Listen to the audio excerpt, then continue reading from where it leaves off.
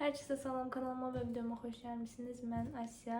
Uzun bir aradan sonra istədim sizlər üçün bir video çəkim. Aslında son iki video biraz az baxış sayı əldə etdi deyə biraz motivasiyadan düşmüşdüm. Plus da nə haqda video çəkəcəyimi bilmirdim deyə uzun bir müddətdir ki video gəlmirdi. Amma bu dəfə istədim ki video çəkim. Bu videoda istəyirəm abituriyent olsaydım nələri etməzdim. Bunlar haqqında danışım. Burada hər birini qeyd eləmişəm. Çalışacağım bunların hər biri haqqında danışım.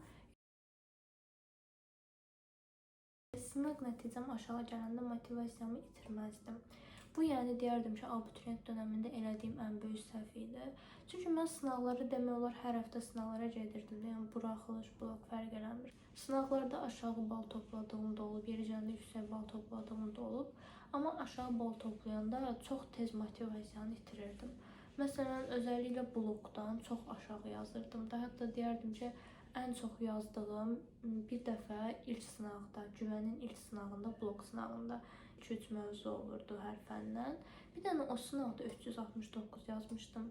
Ondan sonra deyərdim ki, ən yüksək nəticəm 340 olub. O da imtahana yaxın olmuşdu. Ondan başqa yəni bütün blokda, hətta OTK-da yəni lap aşağı yazırdım da. Bir dəfə heç 300-ü belə keçməmişdim. 290 neçəsə yazmışdım. OTK-da blokda ən yüksək nəticəm 320 idi deyəsən. Yəni blokda çox motivasiyadan düşürdüm. Yəni sınağa gedirdim, o qədər motivasiyadan düşürdüm ki, çünki buraxılış yenə bloka baxanda yaxşı idi. Məsələn, buraxılışdan 260, 270, 380 belə yazırdım da. Yəni yenə ona baxanda yaxşı idi, amma blokdan, yəni məsələn mənim həmişə fikrimdə 370-i keçmək olub, 380 keçmək olub. Amma məsələn sınaqlara gedirdim, o qədər aşağı yazırdım ki, istər-istəməz motivasiyadan düşürdüm. Siz bunu qətiyyən eləməyin. Sınaq nəticəniz sizin imtahan nəticəniz deyil. Sınaq nəticənizin üstünə hardasa deyərdim bir 10-20 bal gəlin, odur yəni sizin imtahan nəticəniz. Çünki sınaqda məsuliyyət çox da olmur. Yəni imtahandakı qədər məsuliyyət olmur deyə düşünürəm. Məsələn, mən sınavda bəzən elə pis səhvlər eləyirdim ki, elə diqqətsiz səhvlər eləyirdim ki, amma yəni imtahanda deməzdim elə səhvlər eləmişəm. İmtahanda elədiyim səhvlərin həqiqətən başa düşmədiyim səhvlər olub. Yəni səhv eləmişəm də, başa düşməmişəm, səhv yazmışam. Amma sınavda nə qədər diqqətsizlik səhvləri olurdu. Yəni elə asan suallar səhv yazırdım ki, ona görə sınaq nəticənizə qapılıb motivasiyadan düşməyin. Sınağa gedirsiniz, baxın bunu fikirləşin də, mən sınağa getdim, sınaqda elədiyim səhv bəlkə də mənim imtahanda qabağıma çıxacaq. Mən gedim o səhvin üstündə durum. Diqqətsizlik səhvləri eləməyin. Həqiqətən deyirəm, imtahanda diqqətsizlik səhvləri eləsiniz, o qədər peşman olacaqsınız ki, yəni bəlkə də həyatınızın sonuna qədər peşman olacaqsınız ki, mən niyə o səhvi elədim də, yəni o səhvi eləməyə də bilərdim. Yəni axı mən onu bilirəm. Diqqətsizlik səhvi çox pis bir şeydir. Ona görə maksimum dərəcədə diqqətli olun. Zaten imtahanda da o maksimum dərəcədə diqqətsiz olacaq. Yenə də yəni həyəcan olur, stres olur. Ona görə biraz da olsa yəni diqqətiniz yayına bilər. Amma çalışın həmişə diqqətli olun imtahanda. Və sınaq nəticənizə də qətiyyən pis olmayın. Yəni sınavda səhvlər eləyə bilərsiniz. Əsas o səhvləri başa düşməkdir. Səhv etdiyim testlərin üstündən keçməzdim. Mən əslində bunu eləmirdim çox da, yəni deməzdim səhv elədiyim sualların üstündən keçirəm. Amma düşünürəm ki, bunu eləyən çoxlu abituriyent var. Yəni bunu qətiyyən eləməyin. Çünki bilirsiniz, bayaq da zaten bundan danışdım. Sınaqda da yəni səhvlərimizin üstündə durmalıyıq. Yəni bir abituriyent olaraq mütləq şəkildə səhvlərimizin üstündə çox durmalıyıq. Çünki o elədiyimiz zaten yəni önəmli olan düz yazdıqlarımız deyil. Zaten yəni düz yazdıqlarımızı düz yazmış olduq. Üstədə yəni onu bilirik. Əsas səhv yazdıqlarımızdır. Yəni o səhv yazdığımız bir gün gəlib imtahanda da düşə bilər. Ona görə səhvlərinizin üstündə çoxlu durun. Tutaq ki, hər hansı bir mövzudan test işləyirsiniz, səhv elədiniz. Məsələn, o səhv sualı nədən edibsiz, hansı mövzudan edib? Gedin təkrar-təkrar o mövzunu oxuyun. O testə uyğun, oxşar testləri yenidən edin. Yəni səhvlərinizin üstündən keçməyin. Məsələn, sınağa getdiniz, sınaqdan gəlib motivasiyadan düşüb sınağı bir kənara atmayın. Gedin o sınaqdakı səhvlərinizə baxın və sınağı qoyun bir kənara. İmtahana yaxın bütün il boyu getdiyiniz sınaqlardakı səhvləri təzədən işləyin. Oturun təzədən işləyin. Görün, yəni bir irəliləmə var. Görün o sualları yenidən yazanda düz yaza bilirsiniz. Əsas budur. Yəni əsas səhvlərdən nəticə çıxartmaq və o səhvləri bir də səhv etməməkdir. Başqalarının nəticələri ilə özümü müqayisə etməzdim. Bunu da çox az eləyirdim, düzünü desəm. Amma çox da yəni takmırdım da başqalarının əslinə. Əsasən daha çox özümə fokuslanırdım. Bu bir cəhətdən yaxşıdır, amma bir cəhətdən də pisdir. İndi nə cəhətdən yaxşıdır, onu demək istəyirəm. Bu əgər rəqabət hissidirsə, yəni sizin içinizdə rəqabət hissi varsa, yəni düşünürsünüz ki, o yaxşı yazıb, mən də yaxşı yaza bilərəm. Bu əslində bir cəhətdən yaxşıdır. Daha da məsuliyyətiniz artır. Gələn dəfə daha çox yazmaq istəyirsiniz və daha çox oxuyursunuz. Məsələn, bu yaxşıdır sizin üçün. Bəs pis cəhətdən necədir? Yəni niyə müqayisə etməzdim? Tutaq ki, bəzən abituriyentlər olur. Yəni orta səviyyədə bir abituriyent tutaq ki və yüksək səviyyədə bir abituriyentlə özünü müqayisə edir.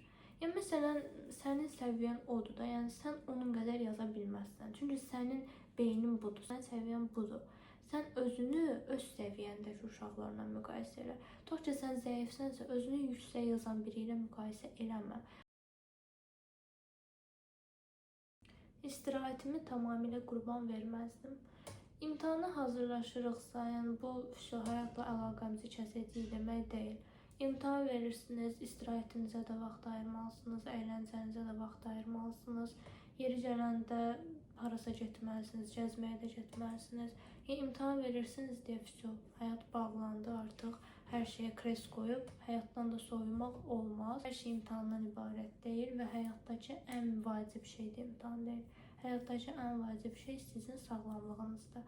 Ona görə sağlamlığınızı hər şeydən üstün tutun. İmtahan olacaq. Zaten təkcə abituriyent dönəmində imtahan olmur. Yəni bununla bitəcəyini də düşünməyin. Hələ qarşıda universitet var. Universitetdə də siz imtahan verəcəksiniz. Hər şey imtahandan ibarət deyil. Ona görə istirahətinizə də önəm verin, əyləncənizə də önəm verin. Və son olaraq stressdən danışmaq istəyirəm. Təbii ki, hər abituriyentdə mütləq şəkildə olan o stres, həyəcan. Məsələn, mən deməzdim ki, stresli biri olmuşam. Hətta deyərdim, yəni heç stresli olmamışam, heç vaxt stres eləməmişəm. Sadəcə imtahana yaxın həyəcan olub, yəni bu da ki, çox normaldır. Hər bir abituriyentdə olduğu kimi məndə də həyəcan olub.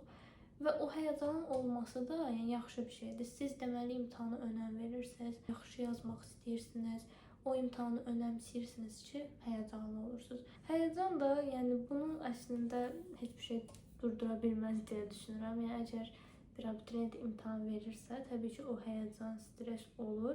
Amma bunların hamısı zaten imtahan otağına girənə qədərdir. Artıq həyəcan, stres gedir, siz imtahana fokuslanırsınız da, suallara fokuslanırsınız. Bir də imtahanda qətiyyən bunu eləməyin.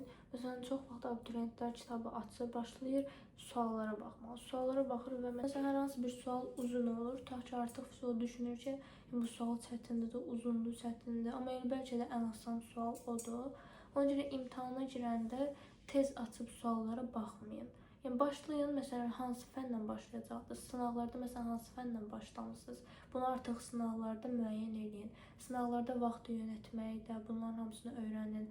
Hansı fəndən başlamaq sizin üçün daha rahatdır? Bunları artıq sınaqda hazır eləyin ki, imtahanda bir də buna vaxt ayırmayın. Bir də abituriyent dönəmində necə motivasiyamı yüksək tuturdum? Mən bir şey eləyirdim, bu bilmirəm, bəlkə siz də eləyirsiniz.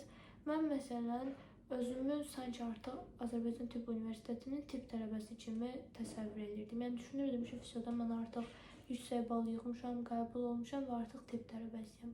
Hər dəfə bunu özümə xatırladırdım və özümü o konumda kimi hiss edirdim. Məsələn, imtahana hazırlaşırdım, sanki tibb tələbəsiyəm və universitetdə imtahanlara hazırlaşırmışam kimi hiss edirdim. Özünüzə güvənin, özünüzə inanın. Hər kəsdən çox özünüzə güvənin. Yəni siz əgər əziyyət çəksəniz, o əziyyətin qarşılığını %100 alacaqsınız. Allah heç bir əziyyəti yerdə qoymur. Ona görə qorxmayın, əziyyət çəkin. O bir ildə çəkdiyiniz zəhmətin, əziyyətin bəhrəsini bütün həyatınız boyu görəcəksiniz. Və deyəcəklərim bu qədər idi. Ümid edirəm video sizin üçün yararlı oldu. Biraz da olsa köməyim dəydi. Bundan sonraki videolar nə haqda olsun, aşağıda yenə də şərh bölməsində yaza bilərsiniz. Və ya gələn videoda sizdən gələn sualları da cevablaya bilərəm. Digər videoda hər birini cavablamaya çalışaram. Digər videonu bəyəndinizsə kanala abunə olub videonu bəyənməyi unutmayın. Həmçinin məni digər platformalardan da izləyə bilərsiniz. Instagram və Pinterest'in linkini aşağıda açıqlamalar hissəsinə buraxacağam sizin üçün. Digər videolarda görüşənədək sağ olun.